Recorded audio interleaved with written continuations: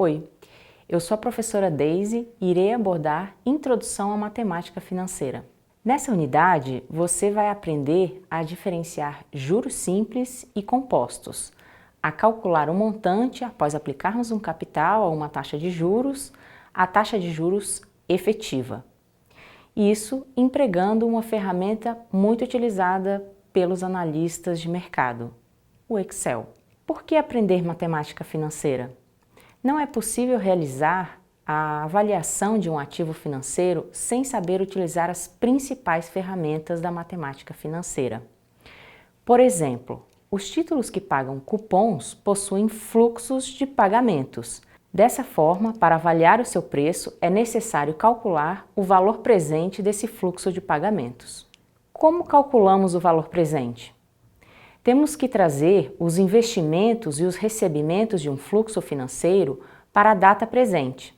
Para isso, é necessário descontar cada um deles, investimentos e recebimentos, a uma taxa de juros, para sabermos o seu valor na data presente. Para realizar o desconto do valor, precisamos aplicar uma taxa de juros simples ou composta, dependendo da situação. Uma coisa que devemos aprender é que o dinheiro nunca dorme. Mas o que isso significa? Significa que o recurso financeiro nunca está parado, ou está rendendo juros ou está perdendo valor para a inflação. Vamos a 3 exemplos práticos. Se você tem R$100 hoje na sua conta corrente, pode comprar um fone de ouvido de R$100. Mas após um ano, esse mesmo fone de ouvido foi reajustado para R$105. E isso acontece por causa da inflação. Você, ao deixar o dinheiro parado, perdeu o poder de compra. Não consegue mais comprar o seu fone de ouvido. Vamos supor que, ao invés de deixar na conta corrente, você tivesse deixado em uma aplicação e esta tivesse rendido 8% ao ano. Logo, após um ano, você terá 108, R$100 mais 8 do rendimento. Poderá comprar o fone de ouvido a 105 e ainda sobrará R$3. Ou seja, você teve um ganho real. Você deixou R$100 em uma aplicação. O banco pegou o seu recurso e emprestou para uma outra pessoa. Cobrou uma taxa de juros de 12% ao ano. Ou seja, recebeu de volta 112.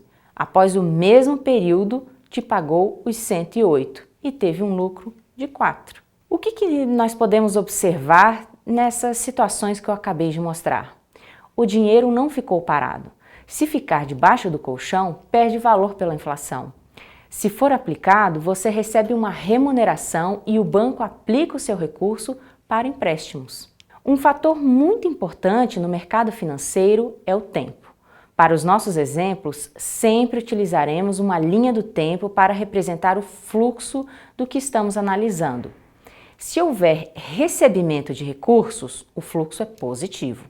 Vamos representar com uma seta para cima. Da mesma forma, vamos representar o pagamento, que é um fluxo negativo com a seta para baixo. Vamos aos conceitos iniciais de diagramas de fluxo de caixa. O que é matemática financeira? Dinheiro tem custo no tempo.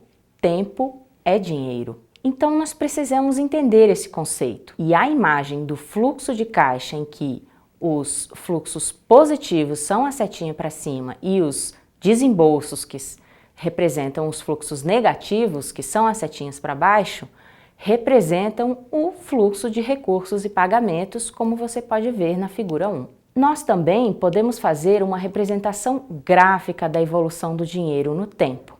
E essa representação é a sistematização das entradas e saídas ao longo do tempo. Vamos ver que a taxa de juros é o meu juros dividido pelo valor inicial.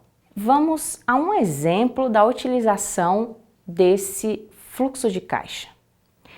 Um investidor aplicou hoje R$100 por um mês, planejando resgatar 108. Veja como ficaria o diagrama de fluxo de caixa dessa operação. No momento inicial, houve o desembolso de R$100, portanto, setinha para baixo. E no futuro haverá o recebimento ou resgate de R$ 108 no período de um mês. Então, no lugar da setinha azul, logo abaixo, você pode colocar um que representa um mês. Os juros são de R$ 8, porque eu diminuo o 108 menos o 100. A minha taxa seriam 8, que foi quanto eu recebi, dividido pelo meu valor inicial, então 8% ao período, no caso, um mês. Vamos ver agora os componentes do diagrama de fluxo de caixa. O fluxo de caixa, ele possui alguns componentes. O valor presente, representado pela sigla VP, o valor futuro, representado pela sigla VF, o tempo, representado pela letrinha minúscula N, e a taxa de juros, representada pela letrinha I minúscula. Então, recapitulando, eu vou colocar como valor presente os meus R$ 400, por exemplo, e como ele é negativo, então a setinha para baixo. O meu valor futuro é depois, por exemplo, de 4 meses, então no ponto 4 eu coloco 480.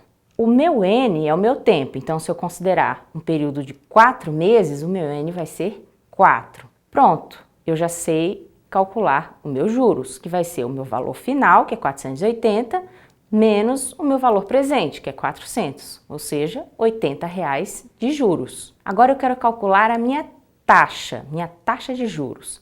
Então eu vou dividir o meu juros, que eu acabei de calcular, que é 80, e vou dividir pelo meu valor presente, que é um valor, digamos assim, inicial. A divisão de 80 por 400 é igual a 20%. Eu sempre vou representar essa taxa em termos percentuais. E no caso é o período.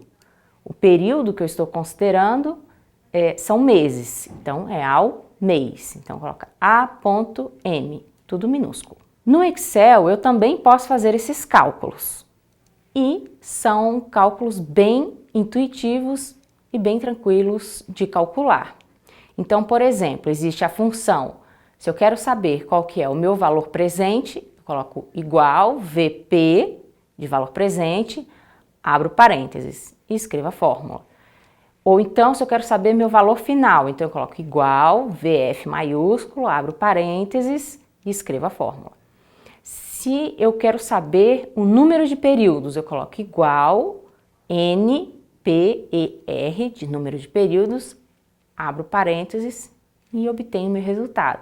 Assim eu também faço para calcular a minha taxa e o meu pagamento. Vamos agora ao cálculo dos juros simples. Os juros, primeiramente, é bom ter em mente que os juros sempre incidem sobre o valor presente. Então, quando eu quiser calcular, por exemplo, um empréstimo, o valor atual na data zero é 100 e é sobre esse 100 que eu incidirei o meu juro. Então vamos considerar uma taxa igual a 10% ao período. Como eu já falei, pode ser ao mês, ao ano, isso vai depender de cada situação. Então considere nessa situação juros simples. Então eu aplicando a fórmula, a cada período eu tenho um juros. No período zero, ou seja, quando o N for igual a zero, então eu não tenho juros, porque o N é igual a zero.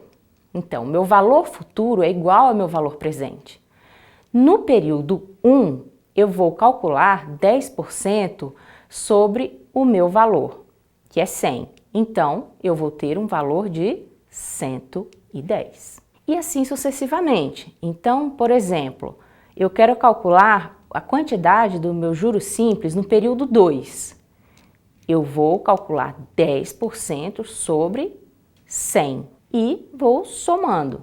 Então, no caso, agora ficou 120. Portanto, isso significa que a minha fórmula de valor final é o meu valor presente multiplicado pela seguinte expressão: 1 mais I vezes N, sendo que I é o meu juros e N é a quantidade de períodos. No caso aqui do nosso exemplo, o meu I foi 10%.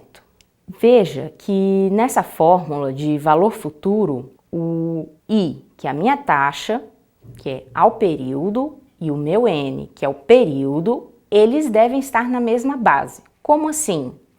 Se a minha taxa está ao mês, o meu N deve ser em meses.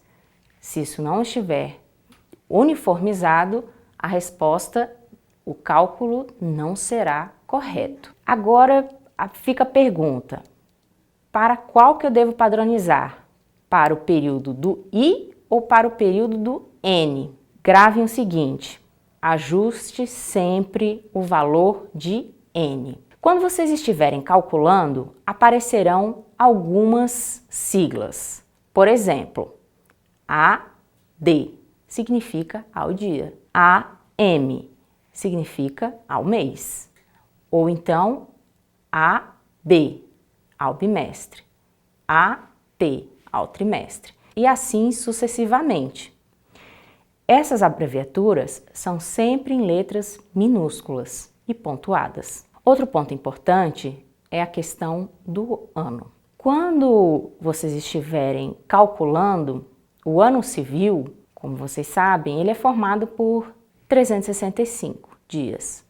Já o ano comercial é formado por 360 dias. Veja que essa diferença pode causar algum cálculo diferente. Vamos a um exemplo. Uma aplicação de R$500 foi feita por 8 meses a uma taxa simples igual a 5% ao mês. Qual o valor do resgate? Ou seja, qual o valor futuro?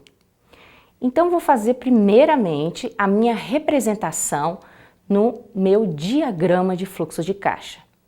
Como o meu valor inicial, e é uma aplicação, é de R$500, então a setinha para baixo, R$500. A minha taxa é 5% ao mês. E o meu valor futuro é o que eu quero saber. O meu N nessa questão é 8. Então, aplica a fórmula. VF igual a VP, 1 mais IN.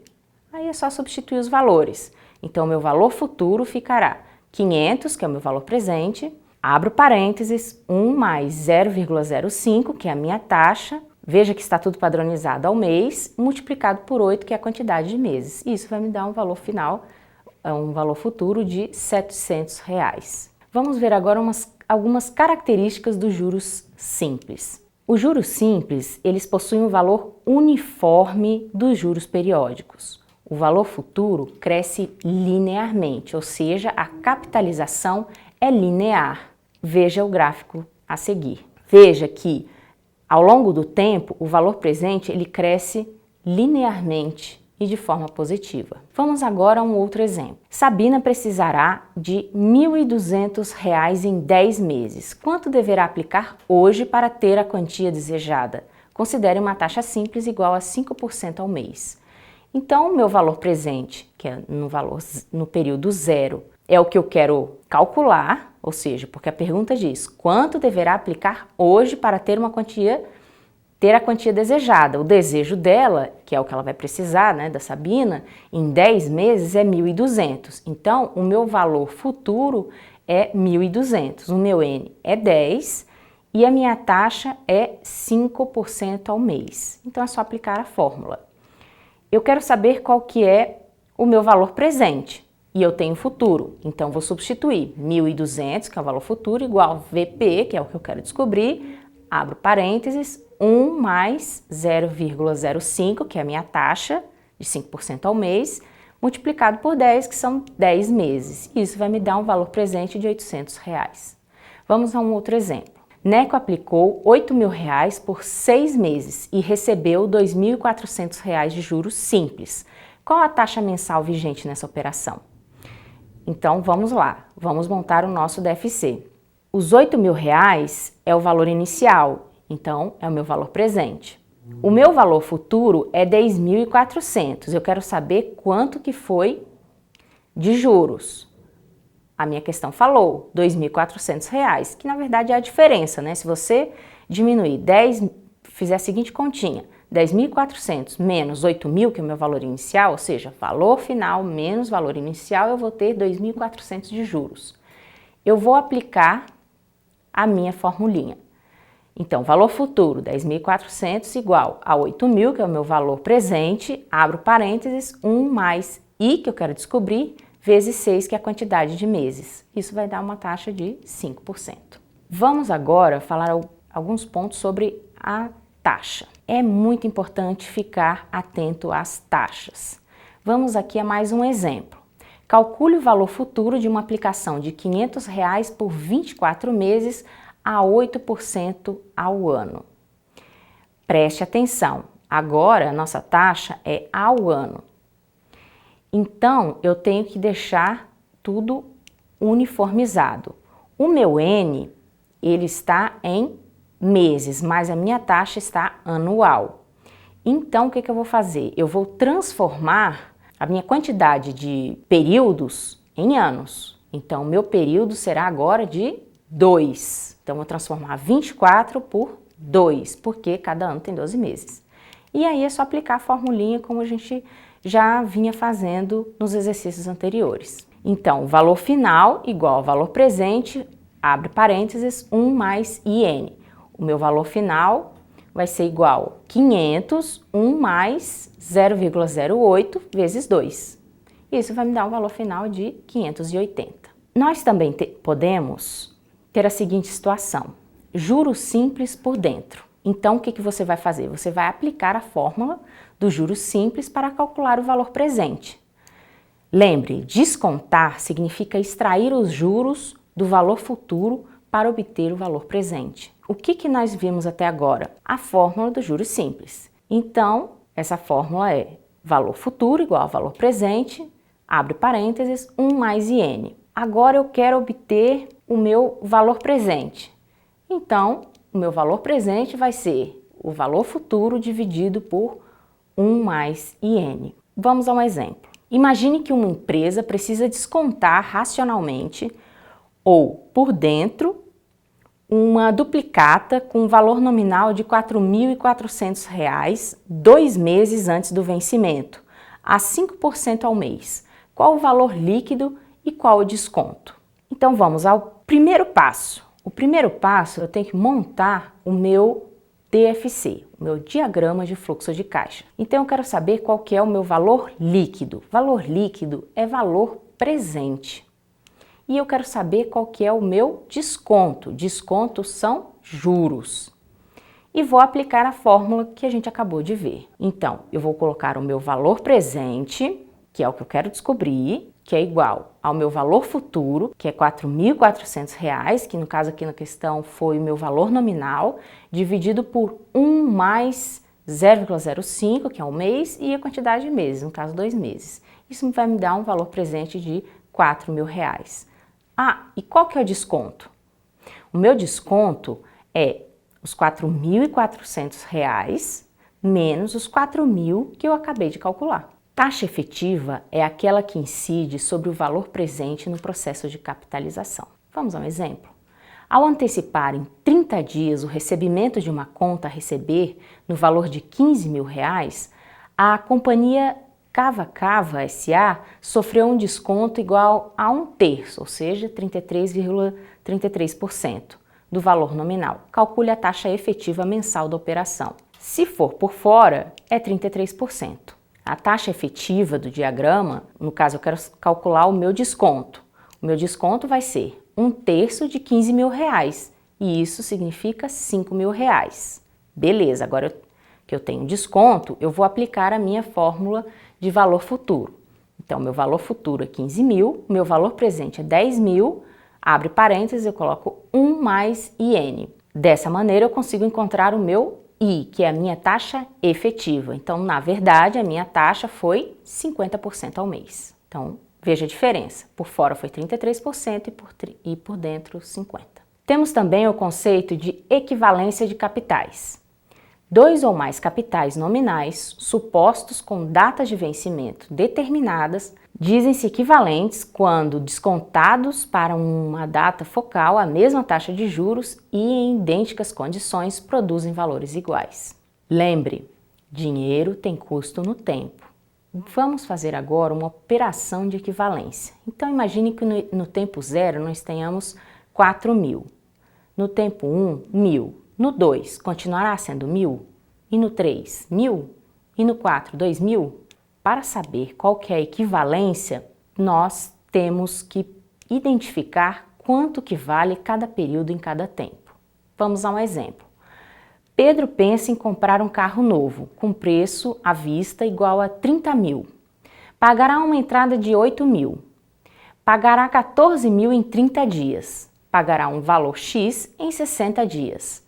A taxa simples é igual a 3% ao mês. Vamos montar a nossa DFC? Eu quero saber qual que é o nosso X. Quanto que ele vai pagar em 60 dias? Então, colocaremos o pagamento de 30.000 reais com a setinha para cima. Colocaremos 8.000 reais com a setinha para baixo. Por quê? A setinha para cima dos 30.000 é porque ele recebeu no tempo zero, na data da compra do carro, um bem no valor de 30.000 reais. A setinha para baixo dos 8.000 é porque ele de fato pagou, ele desembolsou 8.000 reais no momento zero, que é a entrada. Depois de 30 dias, ele pagou 14.000 reais. Então, setinha para baixo, 14.000 reais. Em 60 dias, ele vai pagar o X que nós queremos calcular. E a taxa que a gente vai usar é de 3%. Então, vamos ao cálculo. Nós vamos capitalizar esse valor que foi calculado. Só que nós não vamos colocar como valor presente os 30.000 reais. Nós vamos colocar 22.000 reais. Por quê? Porque se nós fizermos a diferença, o valor líquido é 22.000, porque é 30.000 menos os 8.000.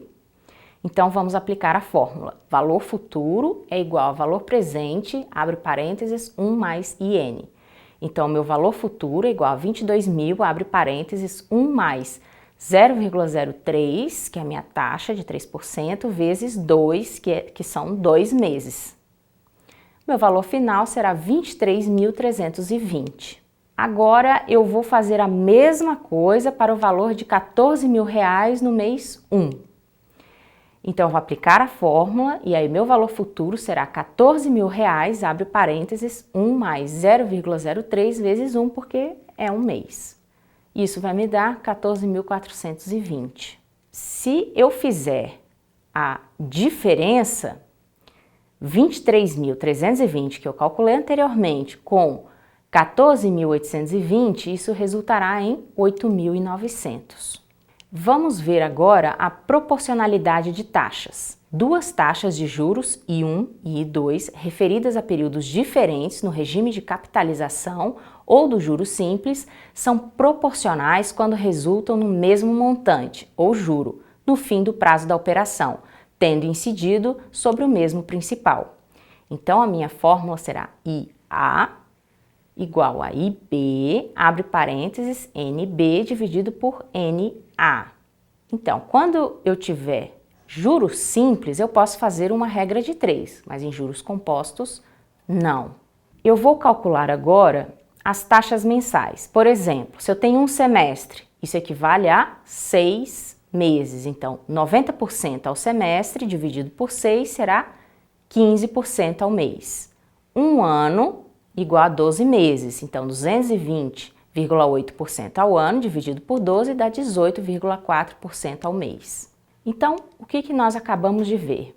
Nós entendemos algumas operações com juros simples, sabemos agora usar a proporcionalidade de taxas e compreendemos as operações com equivalência de capitais. Por hoje é isso. Muito obrigada.